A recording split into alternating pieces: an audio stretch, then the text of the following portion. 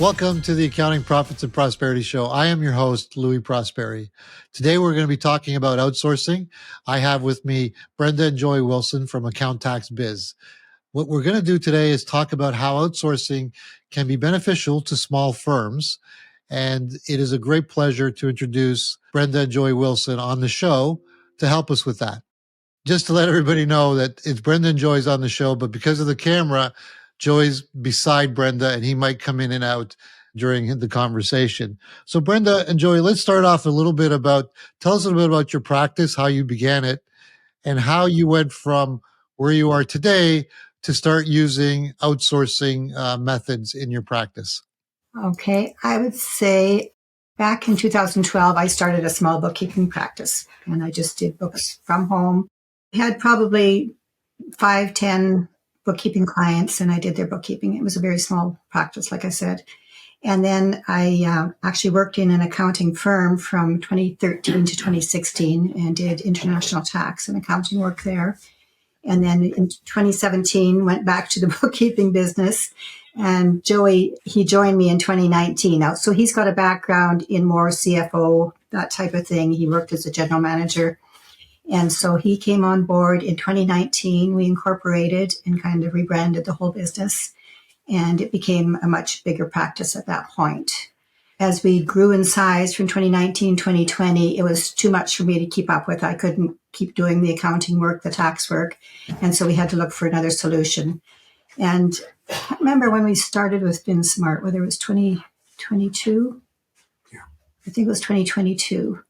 And so we were able to bring them on board and they took over some of our clients. And I just want to say that this transition from being a small bookkeeping company to a larger firm is a very difficult transition. You know, you're working so many hours, you're doing everything for everybody, and you just don't have time. And so to me, it was a lifesaver. That's a good part because I think the biggest transition for a lot of small firms, particularly bookkeeping or even accounting firms that are one person shows, not one man person. So anyway, one person shows, is that you get to a point where you can't do everything and now you got to decide on how to hire, right? And I guess instead of hiring internally, you decided to do outsourcing and hire a third party like Finsmart. What was the decision process to make you go that way? Why did you decide to go that way rather than hiring internally? I think for one thing, for the ease of it, to me, hiring an employee was just kind of a big step that I wasn't really willing to commit to at that point. We actually do have 2 other subcontractors that are working with us as well as Finsmart. So we had hired the other subcontractors. And when Finsmart came into the picture, we gave them some of the contracts that we felt would be the best for them to take over. So explain a little bit to people, because the curiosity about outsourcing is that there's just so many myths out there, right? It's, explain to everyone what things you had to put in place so that you could outsource to an organization like Finsmart. What are the type of services that are easily transferred over to outsourcing and what things might be more difficult? They had a good onboarding process. So when we first started with them, they had all the steps necessary so that we could get them hooked into our systems, into our QuickBooks software, into the other software that we use. So I was pleased with the way that all went pretty smoothly. And I think for me, the accounting work, the bigger accounting clients were the best bet for them to take over. And so the onboarding process, could you go through that a little bit? Just so if you can walk through us the onboarding process and how that works, because that's probably the most critical part when you engage an outsourcing company, what onboarding things that you should consider. I honestly don't remember all the steps. Okay. I just remember that they took the lead on that. They said, okay, here's what we need. And I just sent them what they needed, whether it was our logins. For us, security was a very big concern, especially I'm an enrolled agent. So the IRS has certain requirements that we have to meet. So we had to make sure that security was all in place. And then we were able to send them the logins that they needed, to send them all the information on the clients that they would need going forward. And so that process probably took about 2 weeks or so to get everything in place before we could get started. I was pleased with the way that they spearheaded it all, and I didn't have to come up with ways to do it. Okay, so basically, one is there's a security element in place where, because it's basically all remote access, from what I understand, correct? And so there's a security element that's provided. So that's one thing you have to make sure when you outsource, is to make sure the security component between your side and their side is secure. And I guess that was something that Finsmart took care of. The other part is, how did it work when you deal with their staff? Is it, do you get one person that's dedicated to you? Do you get a team? How does that work? Okay, so when it started, we had one person dedicated to us, and then she had a manager. So most of the communication was between her and I. After a few months, though, she left the firm, and so then from that point on, I've been dealing just directly with the manager. The manager, actually, I believe there's 2 or 3 workers that are working on the accounts, but the manager is responsible to relay all information to me and answer questions. Okay, so it sounds to me that what you do then is you get a communication point entry, and then the work then is redistributed to their team and function properly, and making sure that it gets done. And I guess it gets reviewed by that individual before it comes back. Is that correct? That's correct, yes. Do they interact directly with your customer base at all, like through emails or anything? Or is it just, do they just produce the work and then it comes back to you? Yeah, it all comes back to me. So I'm the outward facing for the clients. Okay.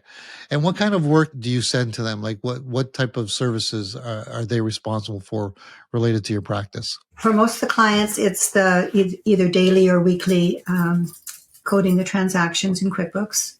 And that's probably the bulk of the work, doing the bank reconciliations at the end of the month. For one of my clients, it's much more detailed. There's a lot more.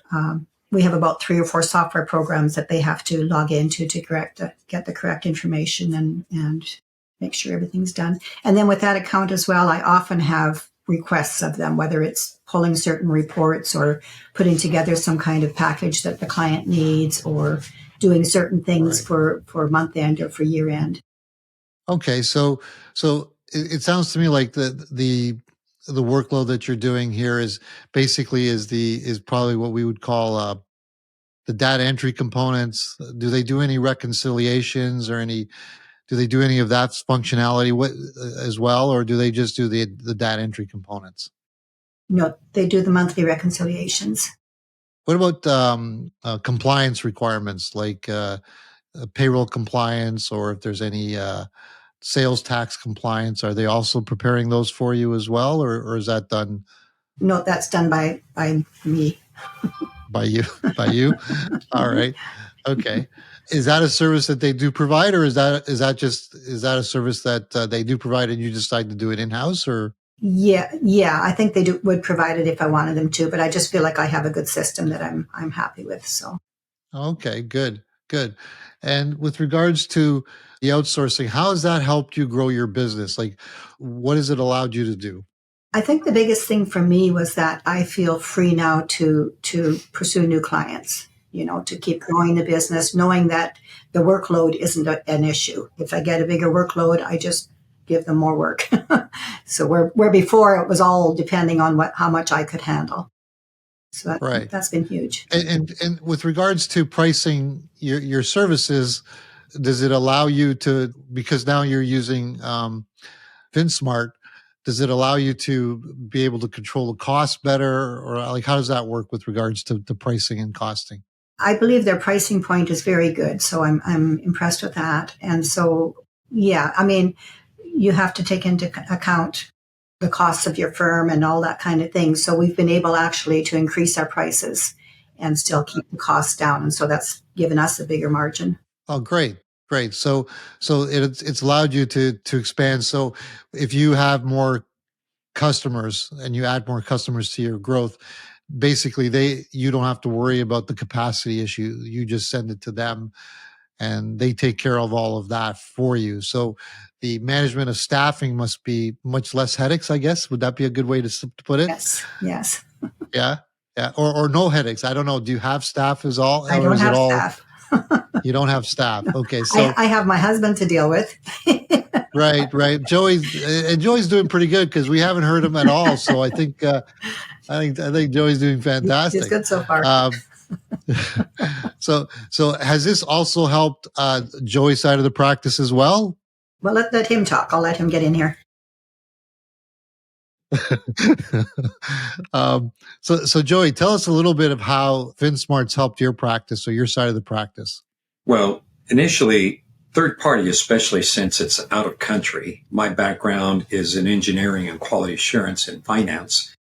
I was very concerned about that. The best part was we're in an organization that they initially vetted, Finsmart, to where they in turn recommended to them, which is where we spoke to them at a conference. Number one thing for me is security. Due to the fact that Brenda is an enrolled agent with the IRS, we have to comply to certain IRS standards for security within our practice. And in turn, how they work it out is that they have a separate room that is secured. All the computers are secured. The employees are not allowed to bring any cell phones or notepads, even a pencil. They just go in there and it's all provided and they work. And in turn, my understanding that they're checked as they leave for the day. To me, that was important. Now, have you talked to Minaj at all? No. Yeah, we spoke last summer. What he stated, they're going for a SOC 2 security compliance, and it's voluntary. And what it's a security compliance that was created by the American Institute of CPAs to ensure that financial data is secure. And they get audited as such. And to me, I'm going, that is excellent. For the reason is that's the direction we're going. That's why I like Finsmart. Second thing is I'm looking at is costs. What's our cost effectiveness? Here, since we're based in California, our cost of living is higher. Hourly rate is higher. Workers' comp is higher. Therefore, benefits expense are higher, which means to offer a service, it's more effective for us to go to Finsmart due to the fact that they're outsourced. So it was a win-win situation for us. Well, that's great. And what I really like about this is that because most people think about outsourcing is a big company thing or like a much larger company. And you guys are breaking that mold because technically it's you and your wife building a practice and automatically going into an outsourcing system. So the small firm can take advantage of all the availability. And it sounds to me like Finsmart is tailored to the small firm. Is that correct? Is that where they focus on to making sure that the small firm can function well, the integration between the two of you? From my perspective, I would say yes. What I really appreciate, it depends on the business strategy of the company and what direction they want to go. For us, it's growth. In California, it's very difficult to find quality people that are willing to stay and grow within the firm. With Finsmart, we can adjust as far as how many hours we need in order to support our clientele, which is great. So therefore, if we start expanding, we already have a history with them. They take care of vetting the employees as such, and therefore we can just add the work to them as we grow. And it's, again, a win-win situation. No, that's great. And with regards to the services, it sounds to me like when you look at the services that you're providing, how does that impact with, are you able to outsource just the bookkeeping side, or are you considering other things that you're thinking of outsourcing as well? I don't work with them every day, Louis. It's, from my perspective, it's the growth potential due to the fact that we're a 100% virtual company and we travel considerably. So therefore, we're able to still, how do I say, support effectively with high value to our clients. And that's another reason why I like Finsmart, because it gives the opportunity for that repetitive work to be given to someone whom we're beginning to trust or actually trust to allow Brenda to give a higher value of service, number one. Second thing is the flexibility that they offer as far as the number of hours as such is concerned, which in turn I appreciate. So right now we do have Finsmart doing just the accounting work, but they also do taxes as well. And so that's okay. that's a huge thing. So as our business grows, right now we only do tax returns for our own clients. So I've got about 40 or so tax returns to work on each year that are for the clients, which I do at this point. But as we grow, it's definitely something that we are going to be looking at, having them do the tax returns as well. That's kind of interesting. So like when we're talking about personal tax, is that right? Or corporate as And well, or corporate just tax. Yeah. and corporate? Yeah. So that changes the dynamic completely, because that means you can add a what I would call a personal tax business as an add-on. And of course you would be the front end of, you do the final review and the engagement with the customer, but at least the bulk of the work, let's say the legwork, can be done by a third party, which I've been in the hiring phase too. And one of the hardest things is to find qualified people that know how to do tax. Bookkeeping is tough to begin with on its own, but when you add the tax complexity to it and trying to find qualified people, the nodding definitely tells me that you experience the same thing. So having that access to a tax resource is fantastic. That's great. And that's in line with what Joy wants to do with the growth, is growing the practice in new areas. And Finsmart can actually let you expand without having to invest heavily in staffing first, right? I guess is that That's right. fantastic. Well, what is your experience so far when we talk about an overall experience with regards to availability of the staff, given the fact that you guys are in different time zones? How does that work? Because do you have access to them while you're awake, or do you have that kind of thing? You know what I mean? That's a good question. So the only issue, I would say, it's not really an issue, but in order for, let's say if they have to log into something and I have to get an authorization code to allow them to get in. So if they're working at 2:30 in the morning, I'm not going to get up and go give them the login. Fair enough. So they Makes know sense. ahead of time that if they can go in, I think their time, if they work at 8 o'clock at night, that'll catch me at 7 in the morning. And so that's a good time for those kind of things to happen. So there is a bit. So what they provide you with is an overlap, so that the two sides can communicate to a certain extent. So that way, if there's immediate concerns or questions, they can be answered, which is good, because you're going to need some kind of interaction rather than the next day interaction, right? Does that make sense? And we also have a software program where most of the communication is done through. So through Canopy rather than through emails, we go through Canopy, and then all that communication is secure. So if they have questions on an account, or if I have questions, we go through that way. Oh, that's great. So even the communication between you and the staff is on its own network, where it allows you to exchange information without the fear of, because right, email, we all use it, but it's not the most secure component. And the more security you have, particularly when you're dealing with customer accounts, the better it is. So that's fantastic. I think this is great. Where are you guys planning to do? What's your 12-month plan for the next 12 months? It sounds like you plan to be able to be virtual so you can work anywhere. I'm getting this picture that Brenda and Joey want to work anywhere Exactly. at any point in time. Is that correct? And in fact, in 2022, we worked for 6 weeks in Italy. It was awesome. Okay. I was just wondering, because the way Joey made it sounds like your practice is mobile, and there's a specific reason for that, which is fantastic. I feel like we came into it late in the game. So we're building up our practice. So our goal would be probably to double our net income within the next 2 to 3 years, and then look at a succession plan at that point. Great. Well, this has been fantastic, by the way. I am so happy that both you and Joey gave us this time to talk to you, because one of the things that I am really dear about is for small firms to be able to use outsourcing in a way that helps them grow, helps them deal with the stress, which, as a sole practitioner, Brenda, you know as well as I do, you wear many hats, right? Having to do all the work, plus manage the customers, plus the admin side, can be daunting. And it's good. I'm glad that you got a team there, you and your husband, Joey. That's fantastic. So I really appreciate that. Is there anything that you would advise a small practitioner on if they want to start looking at outsourcing? How would they start? Like when should they look, and what would be the step to make it happen? I think for most small businesses, they reach a point where they know they can't they can't keep doing that and have a sane life.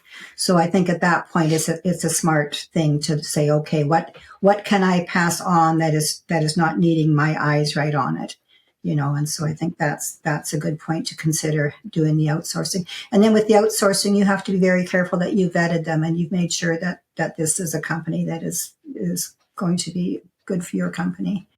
And you did that with Finsmart. I'm assuming Finsmart wasn't the only company you looked at. It was just the best one that you saw at that time. Is that correct? But we're with an organization that helps us professionally, and they actually vetted very many outsourcing companies. So this is the one that they recommended. So we felt very secure in that. Great. Great. Well, I want to thank you, Brenda, for joining us today. Joey, I want to thank you too. I don't know if you could just wave or say hi or something. There we go. Thank you so much. And it was great meeting the two of you. Thanks again, and have a great day. Thank you so much. Take care, Louie. Bye-bye. Bye-bye. Well, I want to thank Brenda and Joy for joining us today. It was a pleasure having them on and telling us about how outsourcing has improved their small business and how they plan to use it in growing in the near future. And to you, our valued viewers, as always, a huge thank you for tuning in. And if you haven't already done so, we kindly ask you to subscribe to our channel. Please don't forget to send us your comments and feedback below. Until next time, remember to stay hydrated, never lose your curiosity, and above all, stay well.